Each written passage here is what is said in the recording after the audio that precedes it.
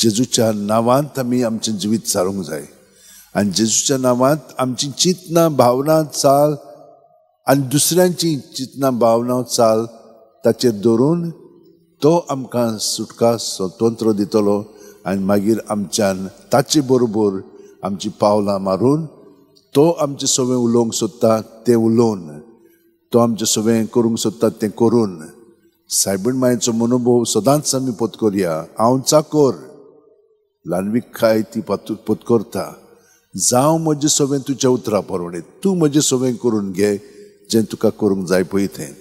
आनी हे भाशेन तर आमी सगळीं जाणां जियेत जाल्यार खरेपणी सुर्गींचें राज आयलेलें आसा म्हणून आमकां कळटलें. आमी शांतीन मोगान आनी आमचें जिवीत दुसऱ्यां पासत वारोवंक आमी तयार जातले हांव कित्याक आमी न्हय जेजूच आमचें सगळें हे परीन दुसऱ्याचो मोग करतलो. आमच्या हात अशें उलटेन दवरया दोळे धांपया आनी प्रत्येक सुस्कारान तो आमचे कुडींत मनांत ओतम्यांत पांयांची बोटां आसा ती सुद्दां तकले मेरेन भरोन येता. सगलें आमचे भितर हांव तितलें ताचें सगळें आसा तें सगलें आमी आतां आमचे वस्तुंगी ताचें सगळें दवरया ताच्या नांवान तें भायर काडया. आमची चिंतना आमची भावना आमची चाल आमच्यो आठवणी